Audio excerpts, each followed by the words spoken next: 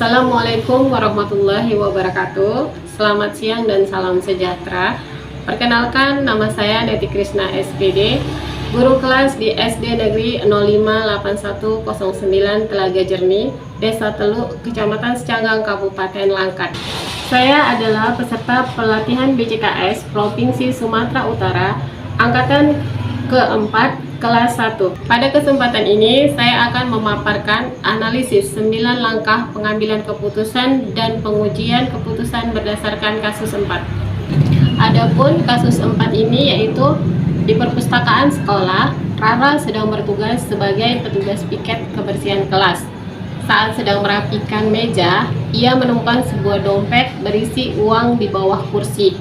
Tanpa pikir panjang, Rara mengambil dompet tersebut dan menyimpannya di tasnya.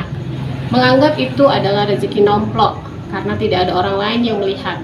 Beberapa saat kemudian, terdengar pengumuman dari Bu Sri, guru perpustakawan, bahwa Nina, salah satu seorang siswa kelas lain, kehilangan dompetnya saat membaca buku di perpustakaan. Tari, yang kebetulan berada di perpustakaan sejak awal, melihat jelas saat Rara mengambil dompet tersebut dan memasukkannya ke tas. Kini Tari menghadapi dilema. Di satu sisi, ia tahu bahwa dompet itu milik Nina dan kejujuran adalah nilai yang harus ditegakkan. Di sisi lain, Rara adalah sahabat dekatnya yang sering menolongnya dalam mengerjakan tugas dan berbagi bekal setiap hari. Jika Tari melaporkan hal tersebut atau menegur Rara, besar kemungkinan hubungan mereka akan rusak dan Rara tidak akan bersikap baik lagi kepadanya. Pertanyaan kasus 4. Bagaimana seharusnya Tari menyikapi situasi tersebut? Lakukan analisis 9 langkah pengambilan keputusan dengan menjawab setiap pertanyaan dari setiap langkah berikut ini. Langkah pertama, apa saja nilai-nilai yang saling bertentangan dalam kasus 4? Nah, nilai-nilai yang saling bertentangan adalah kejujuran, melaporkan perbuatan salah, melawan kesetiaan, melindungi sahabat. Langkah kedua, siapa saja yang terlibat dalam situasi pada kasus 4? Pihak yang terlibat adalah Tari, yaitu yang menghadapi dilema, Rara, sahabat Tari yang mengambil dompet, dan Nina, pemilik dompet. Langkah yang ketiga, fakta-fakta apa saja yang relevan dengan situasi pada kasus 4? Fakta-fakta yang relevan meliputi Rara mengambil dompet milik Nina di perpustakaan, Tari mengetahui kejadian tersebut, Rara adalah sahabat Tari, Tari harus memutuskan apakah melaporkan Rara atau tidak. Langkah 4. Pengujian benar atau salah yang mana bisa dilakukan. Pengujian yang bisa dilakukan adalah uji legalitas atau aturan, mencuri melanggar aturan sekolah atau hukum, dan uji intuisi atau perasaan, merasa tidak nyaman dengan tindakan Rara. Langkah kelima, pengujian paradigma benar lawan benar yang mana bisa dilakukan. Paradigma yang digunakan adalah jangka pendek lawan jangka panjang atau menjaga persahabatan sekarang PS menjaga integritas dan keadilan di masa depan. Dan individu lawan komunitas atau kepentingan Rara PS kepentingan komunitas sekolah yang menjunjung kejujuran.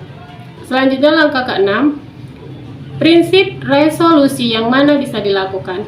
Prinsip resolusi yang dapat diterapkan adalah prinsip berpikir berbasis aturan atau rule based thinking, di mana aturan kejujuran harus ditegakkan, atau prinsip berpikir berbasis rasa peduli, di mana Tari memprioritaskan hubungannya dengan Rara dan mencoba menyelesaikannya secara pribadi. Langkah ke-7, adakah opsi lain yang lebih kreatif, adil, dan bijaksana yang bisa dilakukan? Opsi alternatif bisa berupa Tari berbicara langsung secara pribadi dengan Rara dan mendorongnya untuk mengembalikan dompet Nina sendiri. Ini memberikan kesempatan bagi Rara untuk memperbaiki kesalahannya sambil menjaga martabatnya. Langkah 8, apakah keputusan akhir yang Bapak Ibu ambil sesuai dengan analisis kasus 4?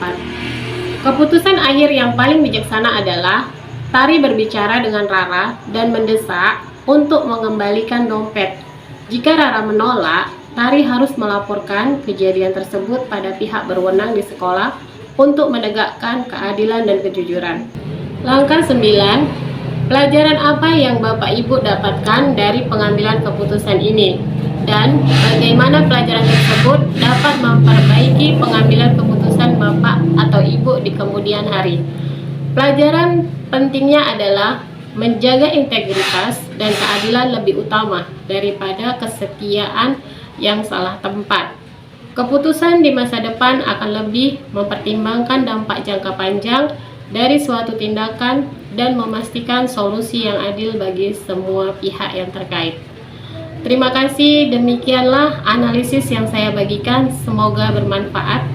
Saya akhiri, Assalamualaikum warahmatullahi wabarakatuh.